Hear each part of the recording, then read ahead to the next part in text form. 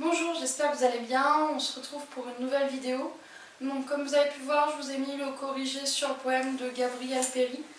Pour faire un bilan rapide du coup sur les deux poèmes qui concernent Gabriel Péry, c'est-à-dire celui de Louis Aragon et celui de Paul Éluard, on peut constater que dans les deux cas, vous avez un hommage non seulement à Gabriel Péry, mais à l'ensemble des résistants. Que les mêmes types de figures de style sont utilisées, c'est-à-dire des anaphores, des répétitions, pour bien insister sur l'acte héroïque qui s'est produit et le travail de mémoire que nous avons à fournir, le fait de ne pas oublier ceux qui se sont sacrifiés pour notre liberté. Voilà, donc ça c'est ce qui concerne le poème de Gabriel Péry. Maintenant, avant les vacances, j'aimerais qu'on voit un dernier poème. J'ai longuement hésité entre les deux derniers poèmes du manuel, celui page 198 de René Char et celui page 200 d'Anne Akhmatova. Excusez-moi pour la prononciation. Alors j'ai opté pour le deuxième, je vous explique pourquoi. Donc le premier m'intéressait, celui de René Char, tout simplement parce que vous avez un texte en prose et non en vers, comme vous avez l'habitude de voir, c'est-à-dire qu'on n'est pas sur un poème classique, on est sur un poème qui est écrit à première vue comme un texte de roman. La différence notable, c'est que vous avez énormément de jeux avec les sonorités et énormément de figures de style également, ce qui fait que nous sommes sur un poème en prose et non un roman. Voilà, un extrait de roman. Le fait de structurer comme ça en petits morceaux d'idées et de jouer beaucoup sur les figures de style et les différents sons, eh bien ça rapproche fortement plus du poème, on est plus sur une idée de mémoire. Voilà. Et le deuxième, celui que j'ai choisi, je l'ai choisi tout simplement parce qu'il met en avant le poème d'une femme résistante, une femme résistante russe, quand la Russie a été attaquée par l'armée hitlérienne. C'est un poème qui a été censuré en Russie. Et voilà, j'étais intéressée par le fait de voir le poème d'une femme. Je vais vous lire ce poème qui est très court et ensuite je vais vous expliquer ce que j'attends de vous dessus. Courage. Nous savons ce qui maintenant est en balance et ce qui maintenant s'accomplit. Nos horloges sonnent l'heure du courage et le courageux ne nous accompagnera pas. Il n'est pas terrible de tomber sous les balles. Il n'est pas amer de rester sans toi. Et nous te gardons langue russe, immense parole russe. Nous te porterons libre et pur. Nous te transmettrons à nos descendants et nous te sauverons de la captivité à jamais.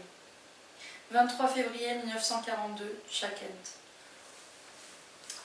Voilà, donc ce poème est très court, j'ai essayé d'insister peut-être un peu lourdement, sans doute un peu lourdement, sur les E qui se prononcent. Je rappelle la règle en versification pour les E.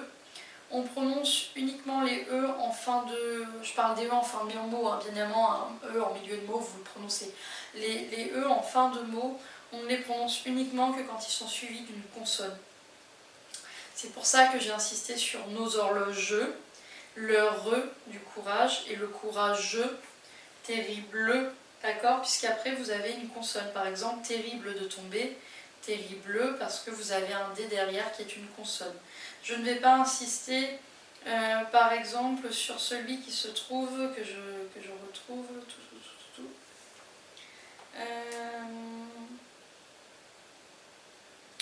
Attendez, je suis en train de chercher. Voilà, sur libre et pur au vers 9, je ne vais pas insister, je ne vais pas dire libre, parce qu'après le E, vous avez un autre E, donc vous avez affaire à une voyelle.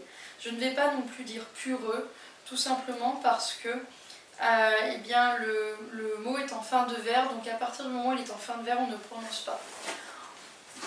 En quoi ça nous intéresse? Vous allez pouvoir me dire, je vous y réponds très simplement, c'est pour compter les syllabes. Quand on vous demande le nombre de syllabes et du coup à quoi cela correspond, si vous avez un octosyllabe, un alexandrin, je rappelle alexandrin du coup 12 syllabes, octosyllabe, 8 syllabes, et quand on vous demande de donner le nombre de syllabes par vers, et si vous ne comptez pas bien les E, et bien tout simplement vous ne vous retrouverez pas avec le bon nombre de syllabes. Donc c'est important. Vous avez pas mal d'exercices en ligne pour recompter les syllabes. Vous pouvez vous amuser sur le poème. Donc je vous demande donc comme d'habitude, je vous demande des questions. Je ne vous demande pas de faire la réécriture cette fois-ci, mais je vous demande d'essayer de me faire les questions, donc les questions 1 à 7. Vous pouvez également faire, pour ceux qui s'en sortent bien, vous pouvez également faire le bilan, mais c'est plutôt facultatif. Voilà. Autre question que je vous pose qui n'est pas dans le poème, tout simplement pour revoir justement la versification. Moi je vous demanderai de compter les syllabes et de me donner combien de syllabes vous avez par vers. Voilà. C'est tout pour aujourd'hui. Juste une dernière chose par rapport aux vacances. Donc la semaine prochaine, je ne vous ferai pas de vidéo, je pense. Je vous mettrai uniquement le corrigé du poème.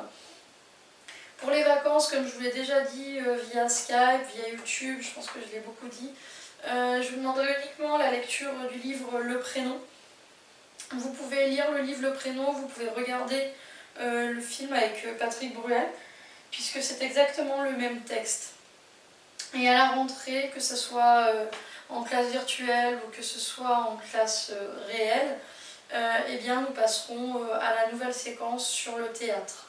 Il nous reste 2 séquences à voir, j'aimerais bien qu'on voit encore 2 séquences, une sur le théâtre et une sur les récits engagés, où on travaillera du coup, si on a le temps, sur la ferme des animaux. Mais déjà, si on a fini le théâtre, on va dire que pour l'année, on aura fait globalement ce que nous avons à voir. Voilà, si vous avez des questions, n'hésitez pas à me les poser sur notre rendez-vous Skype de lundi. Je vous souhaite une très bonne journée et une bonne continuation. À bientôt!